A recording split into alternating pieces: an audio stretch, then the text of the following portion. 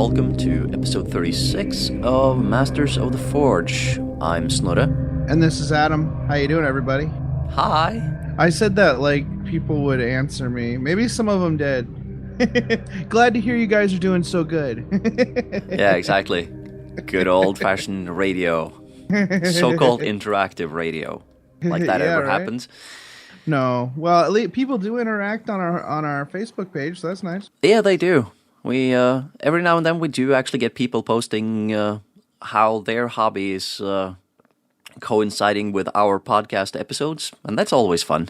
Oh, that is so great. And I love that we've had several people giving suggestions for shows, which we absolutely love, because sometimes coming up with a topic is the hardest thing to do.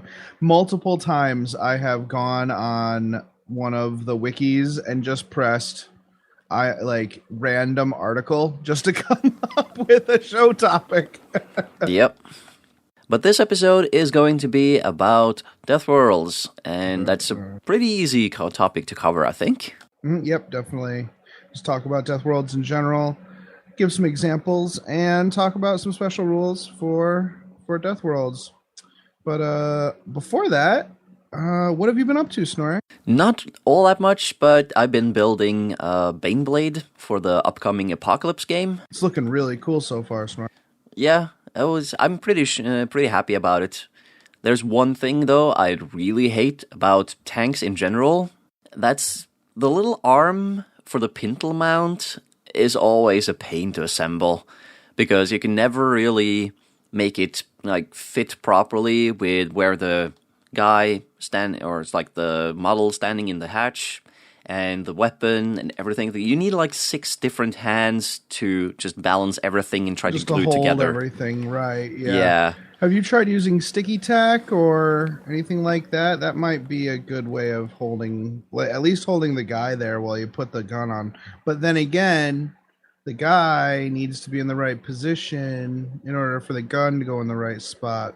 Yeah, and sticky tack potentially leaves residue that interferes with the gluing, and also sticky tack is it's still a little bit thick, so the guy wouldn't really be in his correct position necessarily. So, in the end, I just put plastic glue on everything and just squeezed it in and just wiggled around until everything looked good. Does plastic glue work on resin? Not on the resin. That's where I used super glue, but I used plastic glue on everything else and just stuck things where they were supposed to do, just waited a little bit and then redid the super glue for the guy and the arms. So for those who haven't seen the picture, it's a Forge World tank commander from the Rax Renegades series. So, it's for my Renegades army, so he has to. He can't really look like one of the guys in the box because they look too Imperial. Right. Do you get anything for the Renegade Baneblade? Is it any different, or is it just a regular Baneblade? Mostly it's just a regular Baneblade, but using Imperial Armor 13, there are some interesting rules for the Renegade version. It's base 35 points cheaper, and you have to. But at that point cost, it's 1 less ballistic skill, and it comes with 1 pair of sponsons for free. But if you want to add the second pair of sponsons, you have to pay the full price of the Imperial Guard one. You actually have to pay 100 points for the second pair, whereas the Imperial Guard, they pay 50 points per pair because the Imperial Guard one doesn't come with sponsons base. Right. But I'm thinking about maybe just not doing sponsons at all, because the Renegade version has an option where you can, for free, you can replace the sponsons with extra armor for the sides and the back. So you can actually have armor value 14 all around. And it's nice to have that extra protection.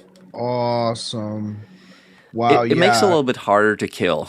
Oh, way harder, because with my orcs, I'm like, oh, look, a Baneblade, I'll assault it with dudes. But you just can't do that with yours. That is, you need to model that Put some like armor plates on the back of the thing or something like that. Yeah, well, there isn't really anything in the kit that I can use, but maybe I can talk to some of the guys at the club and see if I can scavenge some plastic card or something and Yeah. just rivet on some plastic card or like orc style. Yeah, just get some like heavyweight plasticard, kind of scour the edges with your hobby knife so it looks a little roughed up, and then just use your hobby drill to drill not all the way through, but like part of the way through the corners of each plate, and you got yourself some armor plates. Nice. Yeah, nice. Yeah, that'll. So I can't wait to. I love that your army is starting. You're starting to get the renegades together. That is going to be such a cool project. Yeah. It was because of the Apocalypse game that I had to build this Baneblade, and I'm also going to have to build a Malkador.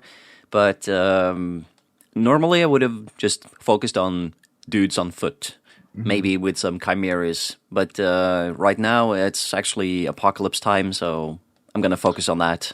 That is cool. So you have something kind of to... And that's great with your Death Guard, too. I mean, it's, it's a great thing to kind of start orbiting the rest of your army around, really. So that'll be nice. Yeah. Speaking of, of events getting you to, taking you to greater hobby heights.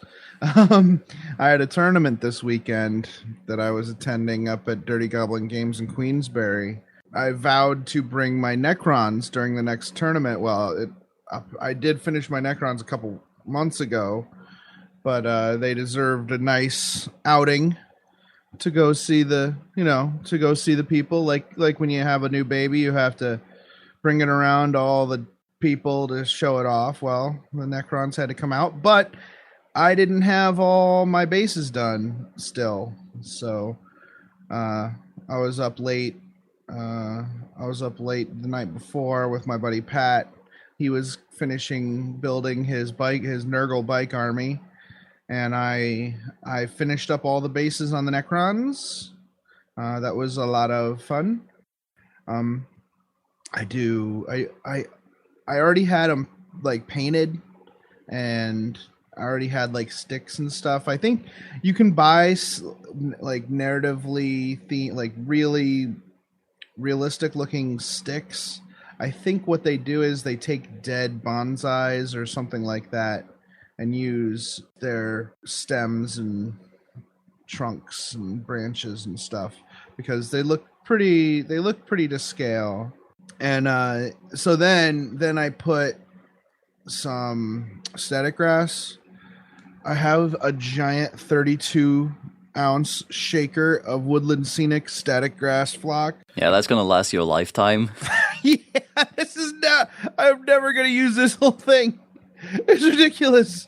I have the wild honey. It's like this light brown. I figured it would be good for the boreal swamp grasses.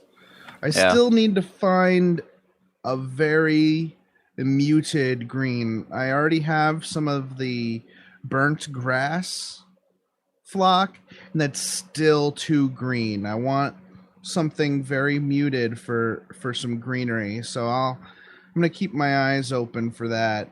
And then for where I didn't put any flock, I did black tinted Ardcoat, which is GW's brush on gloss paint. So it gave the illusion of depth in the water areas. So those bases actually took a lot more effort than painting the actual guys, I think, at the end of the day.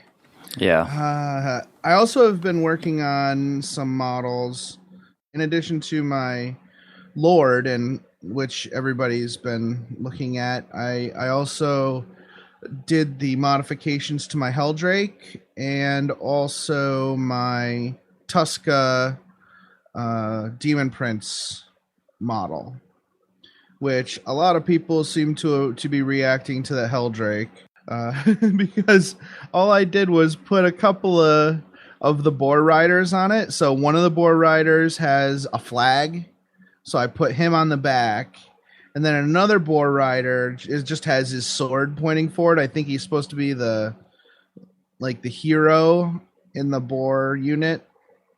But the great thing is they both have their hands up, like grasping at the nape of the neck of the boar. So for the one guy, his hand is grasping one of the spines on the Helldrake, and the other guy is holding chain, which goes down to the wings. I actually, while clipping one of the chains, a link of chain covered in super glue flew out and hit my lip and got stuck to my upper lip. Yeah, I saw that.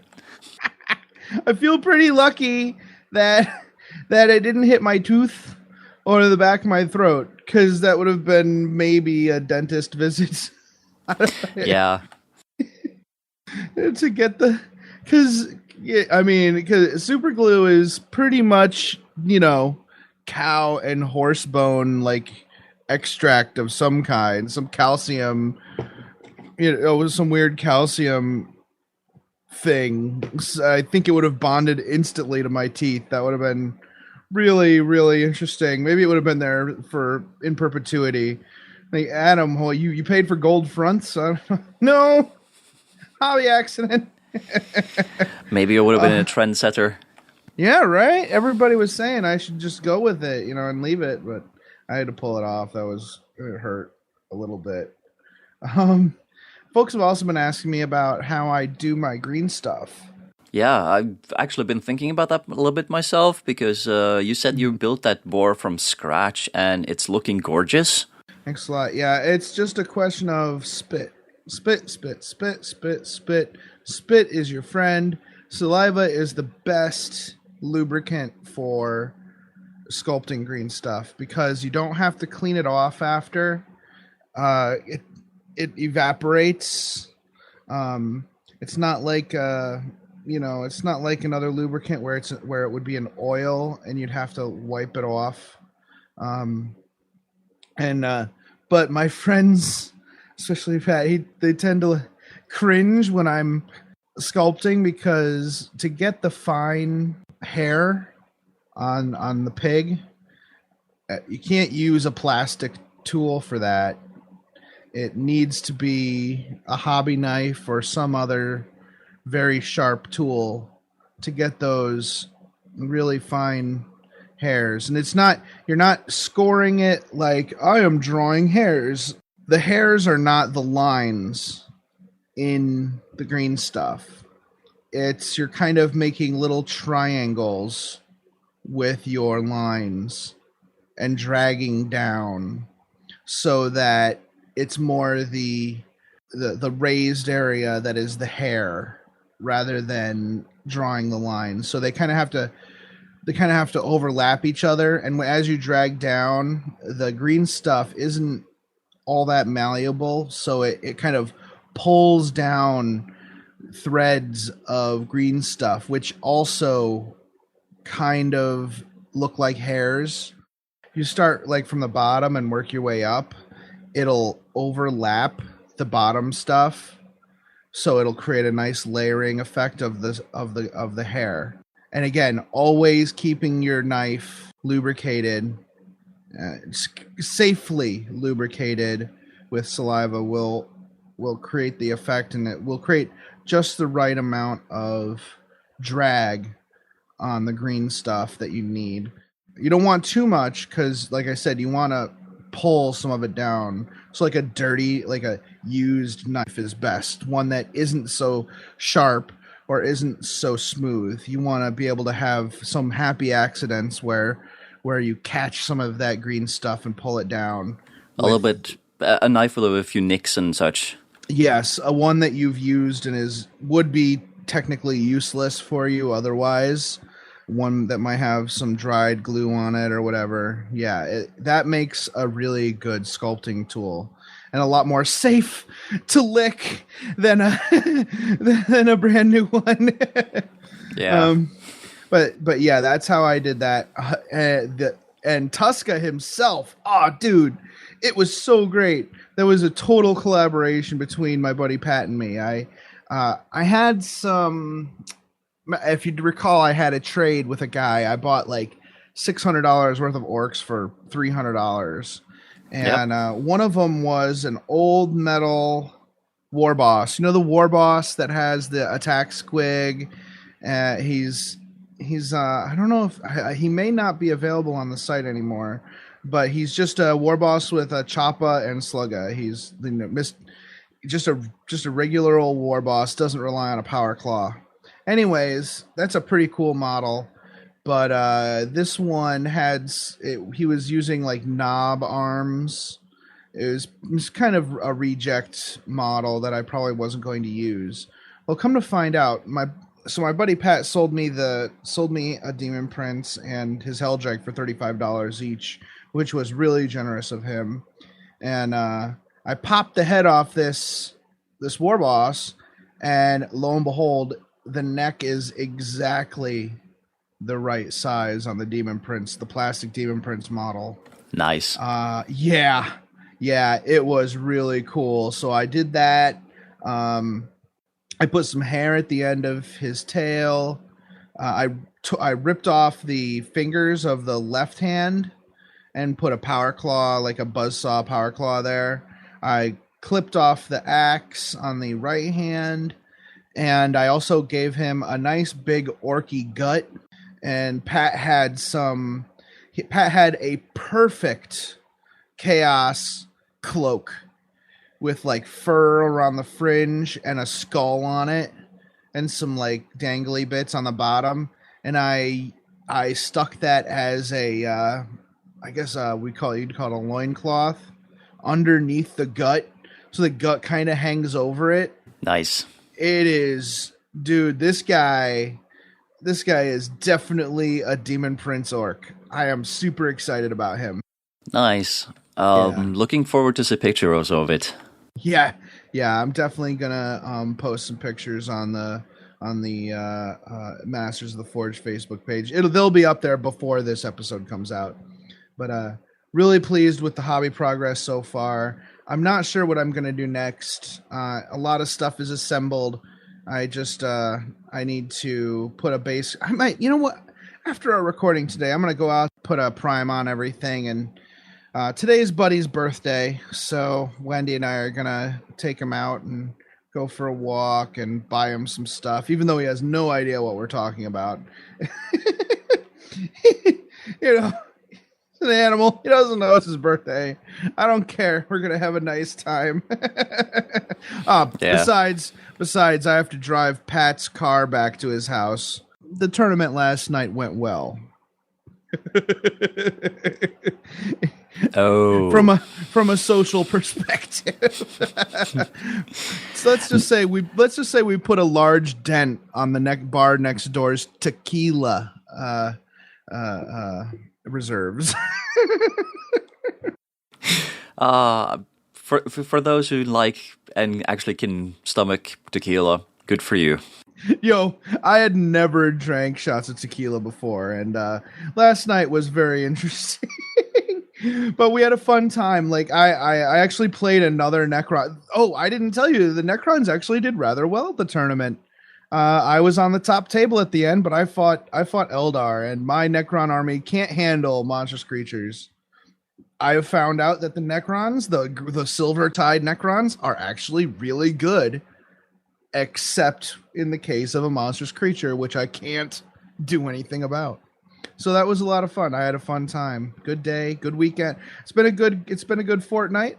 I don't know. Things really seem to be coming up Millhouse for us, Snorri.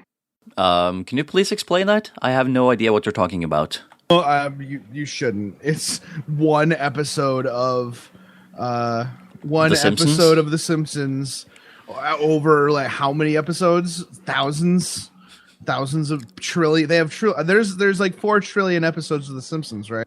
I lost count because I stopped watching. Yeah, me too. But that's it for me. Is that it for you, Snorri? Yes, it is. Awesome. So everybody stick around. We're going to have some commercials, and we'll be right back.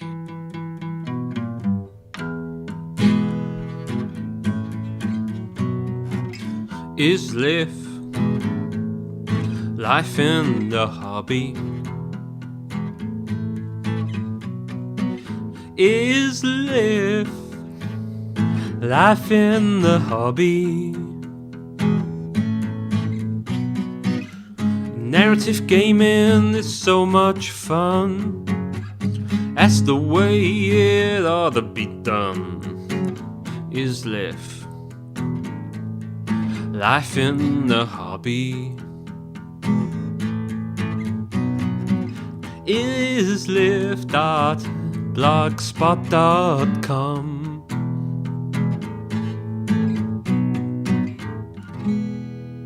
Hey, Masters of the Forge listeners, are you looking to expand your Warhammer 40,000 gaming group? Do you want to start a 40k club in your area? Do you want the people you attract to be like-minded mofos? Do you want to advertise your YouTube channel? Or even attract more subscribers to your hobby blog or online community?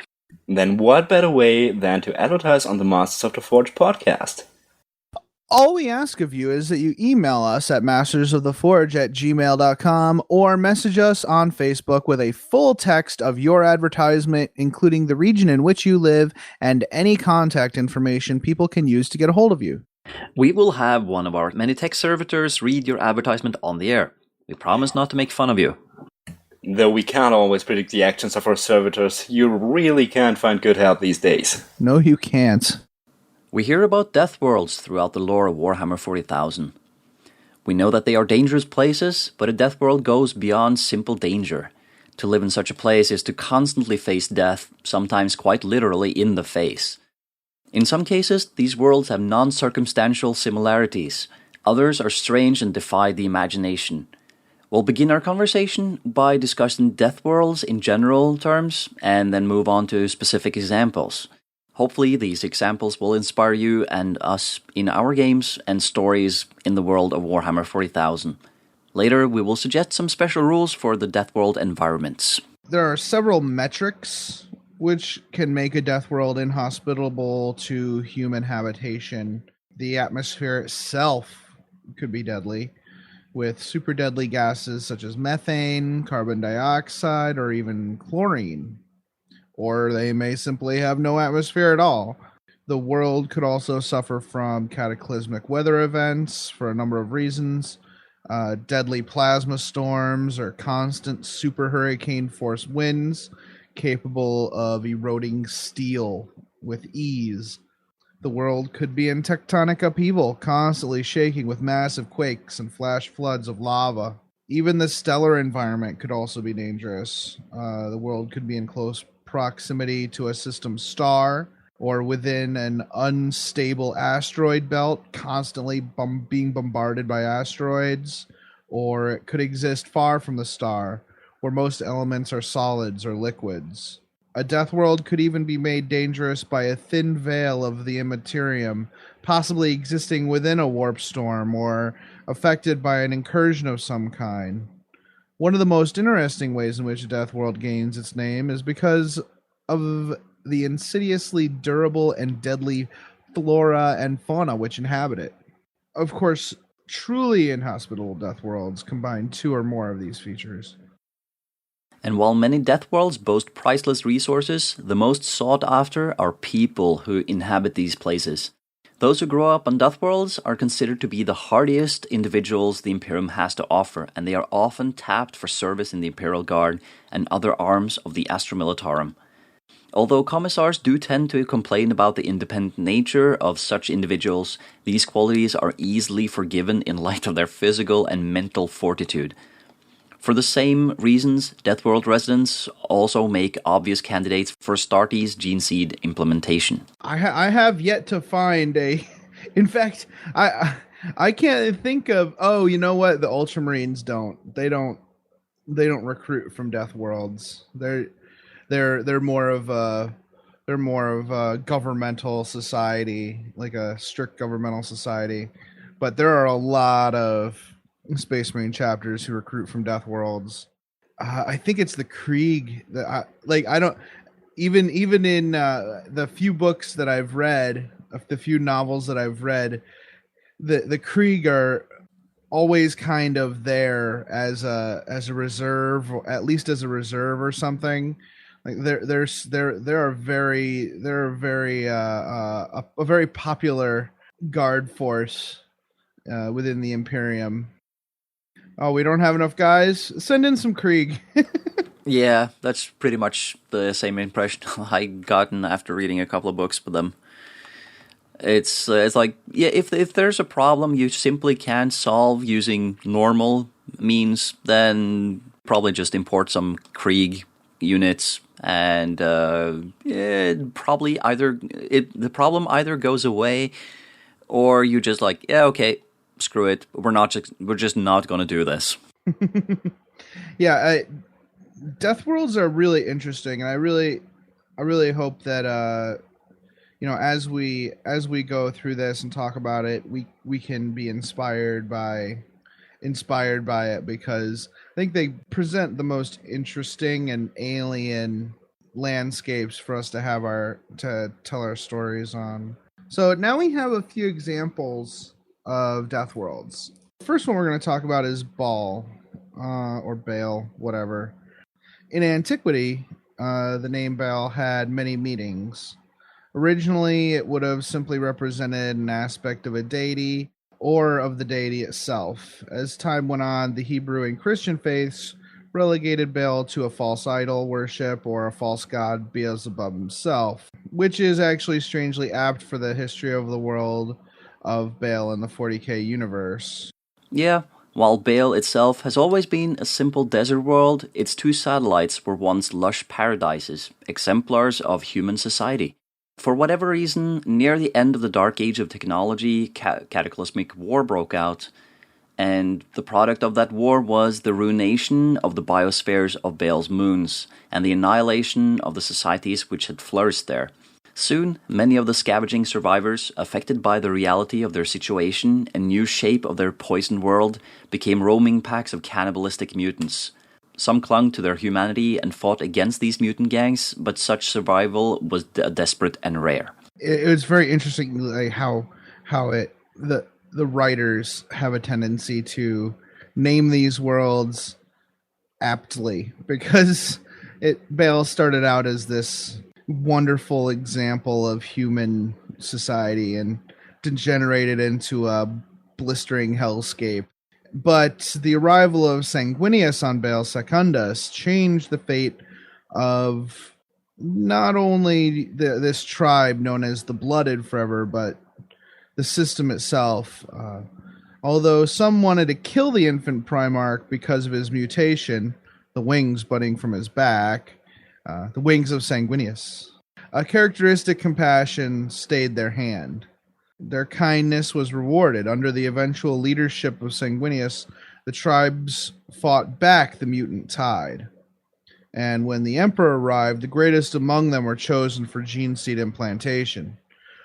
Baal hasn't really changed much since that time. It would be foolish to ruin such a valuable source of hardy stock for Blood Angel recruitment, particularly on Secundus, where the Blooded tribe are honored as noble warriors. Additionally, after the Horus Heresy, a colony was also established on the Prime Desert World, where the Blood Angels Fortress Monastery now stands. I don't think that they consider the Prime World to be a death world. It is a desert, but I don't know if it would be considered a death world per se.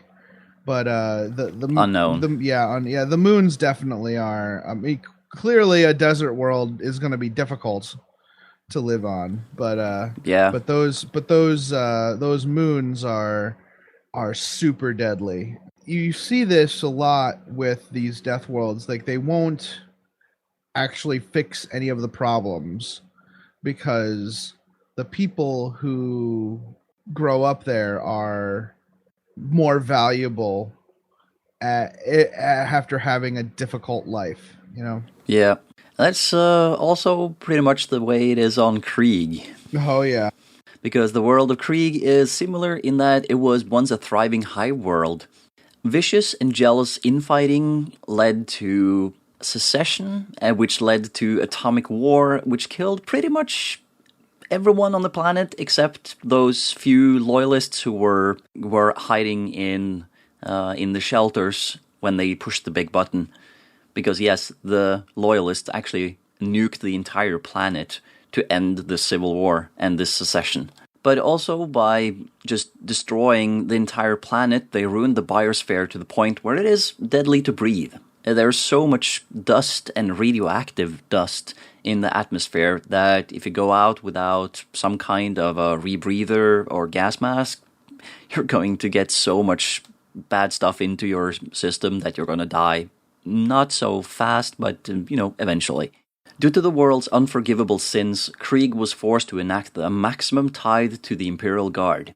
Today, the Deathworld of Krieg exists only for one purpose, and that is to produce fodder for the Imperium's campaigns throughout the galaxy. And there's been... I'm not sure if there's any books that actually talk about this, but I know that a lot of fans have been talking about Krieg would probably be just a great world to live in by now, because it's been so long since this secession happened and the nuking, that if it wasn't for the intense training of combat troops on the planet, which just brings so much dust back up into the atmosphere, it's quite possible that Krieg would actually be a normal world again. But because the entire planet is pretty much either high worlds or trench warfare training grounds. So these guys, they are bombing the crap out of the planet and just compounding the problem again and again and again constantly. Yeah, Fallout is tough to deal with. It's insidious. It needs layers and layers of sediment to clean it out, and needs to wash out into the oceans and get buried under miles of sediment and water before it can truly be gone. And if you're constantly bombarding it and sending it back up into the air, yeah, that's going to be a problem. Yeah. But then again, these guys don't really care, because the Imperium just sees some of the most fervently loyal troops, and they don't really have a life outside the military, it seems. Mm-hmm. So they're just like, yeah, it's the way it is. Yeah. So that's the way it is. They don't really question it. No. But the world of Pythos, as we discussed in the last episode, also suffered a similar fate at the hands of chaos and death cults. So Krieg isn't exactly the only one. No, but it's a little happier story on Pythos. At least it was chaos's fault, not greed and ambition by locals. Yeah. The world of Caliban. Caliban is the name of the subhuman resident of the island, which is the locale of William Shakespeare's play The Tempest. It is believed Caliban is a cambion, a product of a union between a demon and a human. In this case, the malevolent and powerful witch Sycorax. Caliban was a monstrous creature with monstrous appetites, bent on all manner of ills, including peopling the island with his own twisted progeny. The world of Caliban in 40k doesn't hit far from the mark. No, because Caliban was a lush world, as beautiful as it was terrible. Its Deathworld status was marked by the terrifying fauna which roamed the surface. The ancient colonies survived only due to their tenacity against these beasts. The society which evolved on Caliban centered around the struggle against the monsters. A feudal society that raised up those who would be their champions and trained them hard. Although they had built a sustained society in spite of the odds against them, their warriors had to be strong of body and strong of will to maintain the status quo. That's right. Imagine an old story about a community or a kingdom that's terrorized by dragons, and you have these knights who protect the kingdom against them and slay these dragons. That's kind of the idea of Caliban, except to the extreme, which in the world of 40k, that's usually how we hash things out in extremes. But the arrival of the infant Primarch changed everything. He was found by a hunting party, and the common foresight of a young knight named Luther saved his life. Under Lionel Johnson's eventual leadership, their order grew in numbers and influence. The Primarch eventually united the orders of Caliban and destroyed every last monster on the world. Unfortunately, especially after the arrival of the Emperor, who declared Lionel Johnson his son and Primarch of the Dark Angels Legion, Luther's slowly boiling jealousy would be the world's undoing. During the Horus Heresy, a great betrayal by Luther would see the end of Caliban in its original state. The world was rent asunder by a great warp storm as Luther and the Lion fought. Surprisingly, the fortress monastery survived the fragmentation of Caliban and still serves as the Dark Angel's mobile base of operation. Then the planet actually broke up into small pieces and destroyed everyone on the planet. And at this time, it was actually a hive world, more than a death world, because they were just clearing massive tracts of trees and building big hive cities to facilitate industrial production. And, everything just sent kaboom because I think they bombarded the planet with atomics or all kinds of nasty weapons until, the planet just couldn't take it anymore. It just started crumbling. When Lionel Johnson saw that they were being fired upon by the defense batteries on the planet, he bombarded it so bad with his fleet that it was like the continents, the crust was cracking and liquefying the stone on the planet. Yeah, he basically raised the planet, although the Fortress Monastery stood. I'm pretty sure they had some powerful void shields on the Fortress Monastery. The world of Catachan is a living emerald orb in space, kind of like what Caliban was before they industrialized it. It must have looked quite appealing to early settlers in the dark age of technology. Unfortunately, when those early settlers arrived, they were met with a deadly surprise. Catachan boasts one of the most deadly living biomes known to man. The flora of Catachan are the most insidious of the threats against humanity. Every variety is poisonous to some degree and have developed some form of defense or attack mechanism.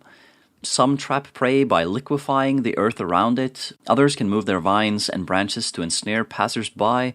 Some plants are simply well-equipped to hamper human habitation. Pollen, which destroys atmospheric scrubbers, or acidic excretions which melt stone. The animals of Catachan are nothing to be scoffed at either. To have evolved and even flourished in such a place. The barking toad is one impressively counterintuitive example. When startled, it explodes and kills everything within a 1 kilometer radius, and no amount of protection can save you from its toxins. Every detail of Catachan's biosphere seems to work against the human settlers there. The plants and beasts encroach on every settlement which is established, almost with a single will, forcing the humans to pick up and move elsewhere. No settlement on Catachan is permanent. Of course, these terrible conditions feed the Imperial Guard with tough and reliable warriors who are capable of doing battle in any environment. The Catachan jungle fighters are a valuable resource. Therefore, Catachan is left as it is in order to preserve a steady flow of warriors. Yeah, and who knows, I bet even if you nuke the place, they would come back. Yep. It's weird. Catachan is weird, and there's some chatter online about Catachan and similar worlds.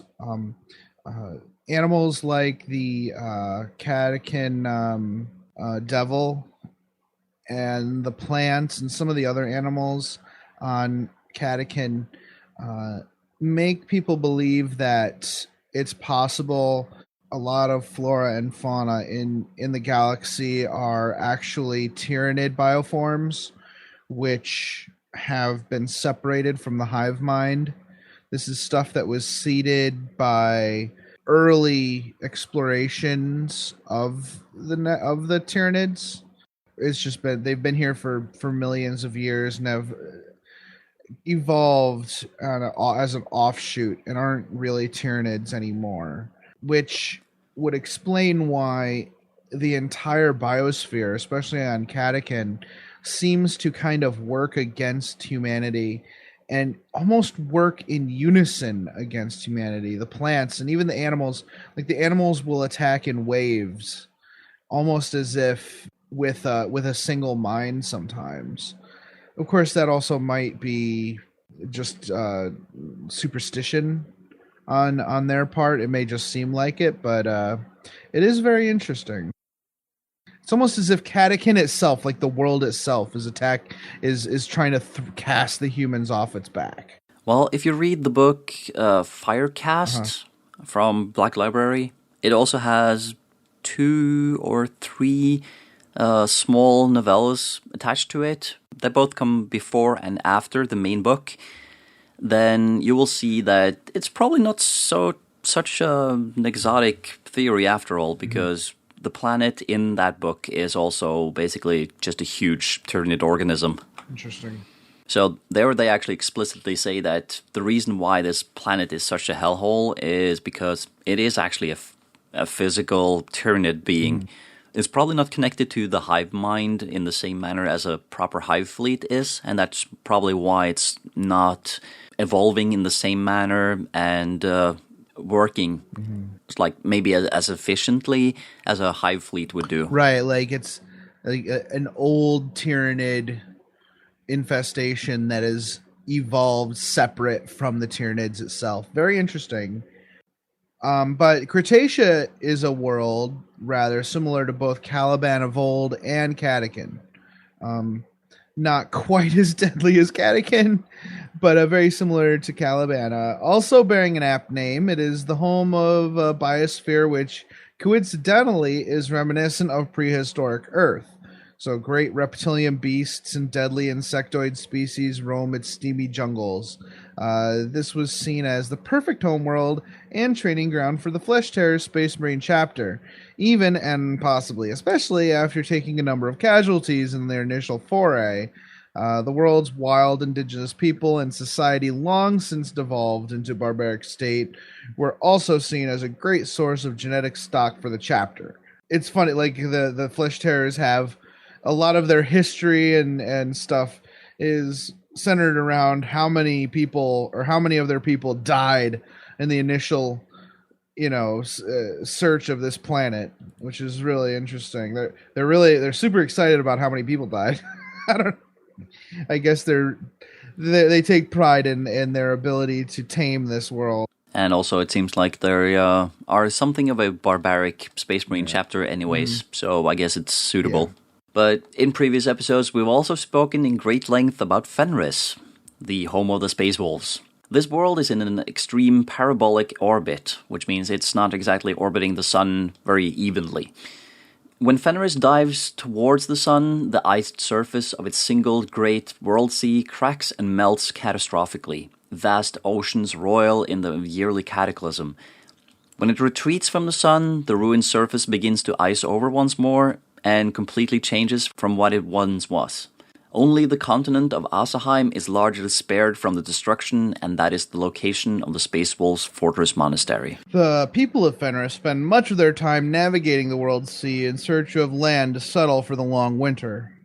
The seas, being the only real stable environment on the world, are filled with terrible beasts of all sizes and varieties. The children of Fenris are strong of body and heart. They are mercilessly brought up to survive these horrific conditions. This is why they make great stock for the Space Wolf gene seed. Yeah, Fenris is a great example of a death world with lots of different features, a lot of different characteristics, and I can just see these long ships full of people in search of a new home every year. It's pretty cool. Chris Braith actually wrote a short story collection about Space Wolves, and in that one you have an interesting one where there's a former Fenrisian, now a Space Wolf, that used to work as a fisherman, and they were hunting basically giant krakens, it seems. So it seems like even the fauna on Fenris, while probably frozen away most of the time, it's not very friendly once the seed breaks. Mm-hmm. Yeah, they probably get super hungry. During the summer, the planet seems to be pretty much one giant ocean. Yeah. Maybe some islands here and there, but like mostly ocean.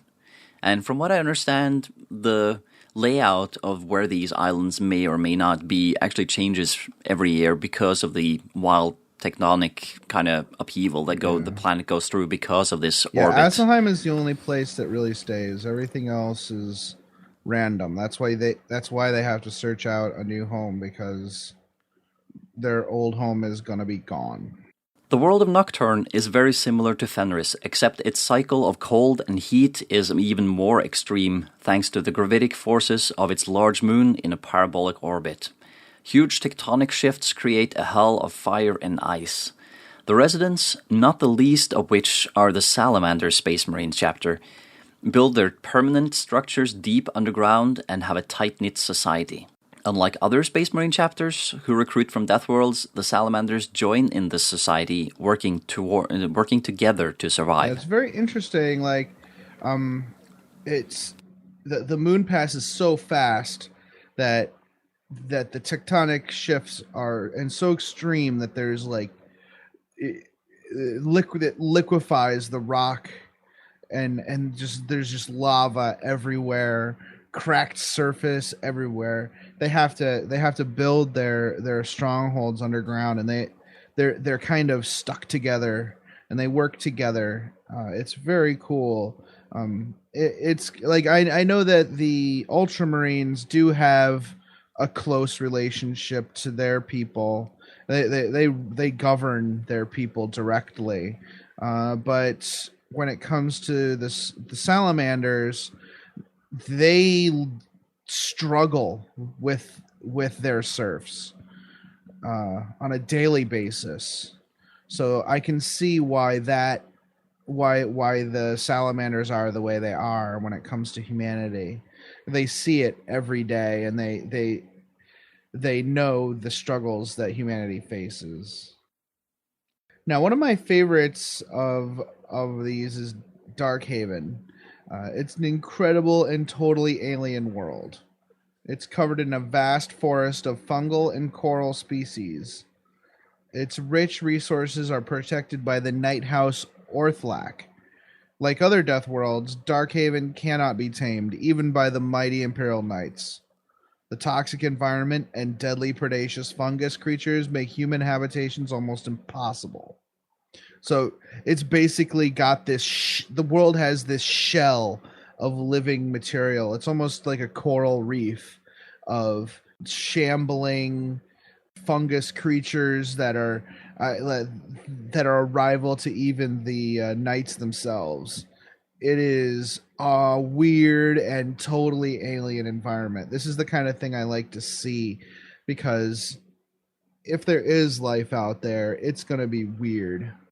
That pretty much covers a lot of the more famous Death Worlds out there, but a lot of industrial worlds also become Death Worlds thanks to the constant and insidious outpouring of toxins, all kinds of fumes and vapors and evil spillage from all kinds of nasty stuff, sewage from people, because, well, there's billions crammed into tiny spaces. And worlds like Endymion Prime would be a great example of this, where the population over 1 billion souls have been exploited to the point where, were it not for the existing human habitations, this place would be a death world. Right. There are countless other death worlds in the galaxy. The moon of Titan, for example, home of the Grey Knights, is inhospitable to any life, with its unbreathable atmosphere and methane seas. The features of a death world are limited only by your imagination. You only need look to our own solar system and reports from NASA regarding newly discovered extrasolar planets for further inspiration. Truth is sometimes much stranger than fiction. If you've heard any of the reports from NASA regarding some of these worlds, a lot of them are just gas giants, but even those can give you kind of a fun ideas for your worlds. Like there's one world where the winds are like measured in Mach rating, like Mach 5 winds, blowing diamond dust, which could like just strip the flesh off you in seconds. Like, this is the kind of thing that is real fuel for the imagination. Yeah. So, well, I guess that's it for for our discussion. I'm sure everyone has a very clear idea of what a Deathworld is now, and how much variety there can be in your Deathworlds. We're gonna take a break, and when we come back, we're gonna have a short segment on some environmental rules for your Deathworlds. But until then, we have some words from Wendy. Transmission incoming from the Adeptus Terra podcast. A new monthly UK-based 40K podcast has come into the universe, based around the hobby as a whole and the rich background of the 41st millennium. If you're looking for a fun, chilled-out podcast focusing on the fluff of the 41st millennium, with tricks and tips on taking part in the hobby, then why not give us a listen? You can find us on iTunes and Facebook as the Adeptus Terra podcast. You never know, you might just like it. Message ends. All right, we're back, and we're going to be talking a little bit about some of the rules that you can use to represent some of these effects. Now, you don't want every one of your games to have Deathworld effects. That can get very tiring to some players. Yeah, also pretty unrealistic because Deathworlds aren't really that common to fight over. Or on, at least, you know. That's kind of the whole point, right? No one wants to live there. if you want to destroy, for example, the Deathworld of Kriegs, you know, troop creation resource, just nuke the place from orbit. It's the only way to be sure. And let's go over some environmental rules that we come up with. First up, we have obscured vision. Sometimes difficult optics go beyond simple darkness. Often, on Deathworlds, combatants can face rolling clouds of toxic fog, steam, or powerful haboobs which can blast sand or other particulates at incredible speeds. In these cases, night vision is useless. Apply the usual night fight modifiers, but rules which provide succor from these modifications do not work. You may also wish to increase the cover save at certain distances, or even provide total concealment out to a certain distance. So we have three versions of this obscured vision rule. We have light fog or windstorm is +1 cover save. You can have heavy fog or moderate windstorm, which gives +2 cover save and no line of sight beyond 24 inches. And a haboob with silicate suspension is +2 cover save and no line of sight beyond 12 inches. So that's like a full-blown sandstorm. Mm-hmm. Next up, we have overheat. In extreme temperatures, equipment tends to malfunction. Weapons, particularly energy weapons, have a tendency to overtax built-in heat sinks in the event of hot temperatures. All energy weapons have the Gets Hot special rule, and energy weapons which already have the Gets Hot special rule will get a Gets Hot on a 1 or a 2 instead of just a 1.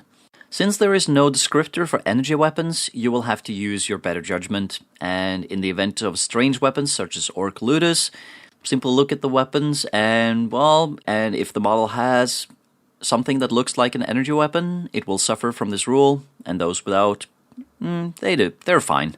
Conversely, in the event of extreme cold, equipment doesn't always work properly, sometimes due to freezing, condensation, or even gases becoming liquid. Vehicles, jet bikes, jump packs, and jet packs are forced to move at half their normal speed, and if they move flat out, they must make dangerous terrain checks, even if they have the move through cover special rule. In the event of a corrosive or otherwise deadly atmosphere, it's possible that a vehicle or power armor could suffer a hull breach. If a vehicle suffers a penetrating hit on a 4+, it suffers an additional damage effect, but without any modifiers for armor penetration. So, for example, if a las cannon deals a penetrating hit on a rhino, on a 4+, it'll suffer an additional effect, but it won't get the +1 for it being AP2.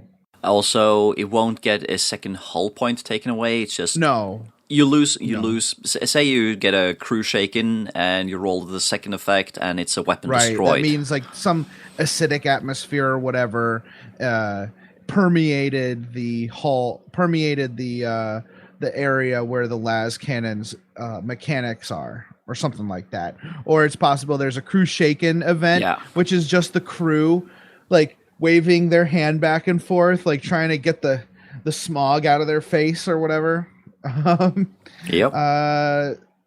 Now, in extreme cases, you might also want all wounds suffered in these environments to have the instant death special rule on a 4+. So that represents, say you have Centurion armor, and they're protected from the terrible atmosphere normally, but if they suffer a wound, that might mean that there's a hole in their armor, and the terrible corrosive atmosphere gets in and may kill them, even if that wound didn't kill them outright normally. So we also have a suite of narrative objectives from episode 31 that are perfect for these kinds of environments. We have the climatic inhibitor, which negates the effects of atmospheric rules, medical supplies, biological discovery. Feel free to pick and choose those for your specific Deathworld. We also have spoken briefly about some of the creatures that inhabit these Deathworlds. I think Tyranids, if you want to just use rules for vicious monsters, the Tyranid Codex is great for that. You don't obviously have to use the models or even say that they are Tyranids. They're great. Like if you want like a Tyrannosaurus Rex type creature, just go ahead and use a Carnifex or whatever. If you want Gribblies, you got plenty of Gribblies in the Tyranid Codex. Yep. But other than that, Deathworlds are pretty straightforward. Feel free to come up with your own rules and share them with us. I think that would be really valuable. Yeah, and also Games Workshop did publish some rules for Deathworlds a while back. Oh, really? There was a PDF, and I don't think it's available from their site anymore. Actually, I can guarantee you it's not available, but you can probably find it on some kind of hoarder site that keeps track of some of these free PDFs that were available on Games Workshop. Maybe even the Wayback Machine. Right. Was that the one that was like a random effects every turn or something? I don't remember. It's a while back. There's also the old Catechin. I think it was back in 4th edition or something. There was a free PDF Catechin Codex that also contained some Deathworld rules. So I think they had the Catechin Devil in those rules. I think I saw that in my travels this week. So there are some resources out there that you can also look for. Yeah, so keep your eyes open, keep your ears peeled. I guess ears open, your eyes peeled. You should be able to find some interesting content out there. But I think we're ready to march on to the outro. Yep, I think we've talked enough. Yeah, all right. Interested in the offbeat world of 40K? Is your bits box full of 20-year-old space elves? Have you ever searched for something out of production 40K on eBay? Well, hold on to your zotes and head over to Corsair Radio. It covers the full scope of the hobby, homebrew rules, fluff, campaigns, oddball models, and more. From Terra to the Eye of Terror, visit us at corsairradio.blogspot.com. That's corsairradio.blogspot.com. Well, yet another episode of Masters of the Forge comes to a close. Yes. I'm sad. I'm so sad. I'm not so sad really, because the weather's nice outside and I'm going to the beach. So, hooray. Oh, you're going to the beach today? Yes, we are. Oh, nice. I'm as I said earlier, today's buddy's birthday. We're gonna go out. We're gonna have a nice time. Come back, probably swim. But otherwise, other events. September 19th coming up. In September 19th, we have the tournament at Flipside Games in East Greenbush, New York. Putting it on 1850 ITC style lists and our missions. Please check out the Upstate Honor Guard website for more, our Facebook page for more information. And then we have in October, we have the Council of Five Nations in Schenectady, New York at Proctor's Theater. I hope lots of people can come to that because that is going to be a big event. Hoping to have it almost be GT-sized event, which we discussed before is a proper regular 1850 tournament with an option to do combat patrol on the second day. So that should be fun. Other than that, you said you have a Apocalypse game coming up? Yeah, Smart? we're having a Apocalypse game. It's on the same weekend as your tournament at the Flipside Games, so that's going to be interesting. Cool. Turns out I can't be there for the first day of actual gaming, so because, well, you know, we have the always moving inventory count at work, and now it's moved to that weekend, so I'll just have to be there on Saturday and game my heart out on and try to compensate on Sunday. So the Warhound is going to get its baptism by fire, and hopefully both my Malkador and my Baneblade will be done by then. At least base coated, but I'm not sure if I'll have time to paint them properly. The Malkador might take some time to assemble, simply because it's a Forge World resin model, so it might take some more work than the Baneblade. Then again, Need to get that hot sand bed out. I don't have one, nor can I afford one. So, but you know, I'm actually a little bit disappointed with the Baneblade kit. I bought the new box that Games Workshop, or like the redesigned exterior, the one with all the options and everything, and a lot of the straight plates weren't so straight. They were actually a little bit bendy, and there was quite a bit of flash here and there. So yeah, but it's plastic, so you can always work with it, and you can just squeeze a little bit extra to hold it until the glue takes, and then it's fine. I see. So yeah, Well, it's going to be fun. Well, I guess we would like people to go ahead and check out our Facebook page. That is where all the announcements happen. And maybe our Twitter page, which is Masters of Forge at Twitter. And we also have the blog at mastersoftheforge.com. And also, that's where we put all the supplements and post episodes. We also do that to Facebook. Including the supplements to this episode. Yep. And also, we have a presence on iTunes. So just look up Masters of the Forge 40K podcast, and you will find us.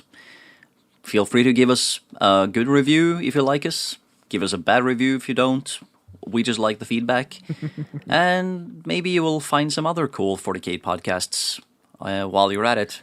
With the independent characters making an exit, there's a lot of interest in people finding a replacement in their lives, and we have some friendly podcasts to us which are narratively based, and you just have to keep an ear out for our commercial breaks to find out which ones we're supporting and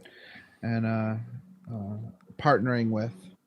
Yeah, and well, with independent characters closing down their podcast, I think that's been something of a incentive for other people to get involved also, because there seems to be some podcasts closing, but I've seen to be a lot of new podcasts coming up also. So it's going to be interesting. Yeah, I think there are some.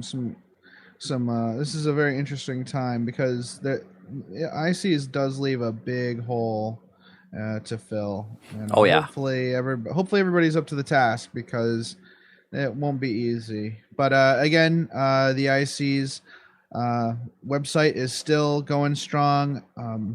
If you're interested in the Hobby Progress Challenge, check out theindependentcharacters.com and click on forums and check us out there. It's a strong community, and we'd be happy to have you, especially if you're listening to this show, because you're the kind of people we want. Yep. And just because the Independent Characters podcast is closing down, their forum is not. No. So hopefully we see you there. But until then... Play the game the way you want to. Dun, dun, dun.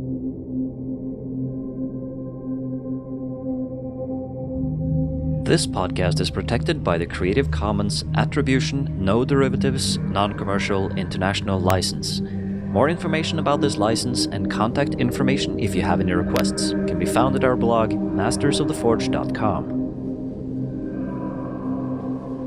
The music used in this podcast was made by Parad of the duo Sublevel 3. The track is used with his permission.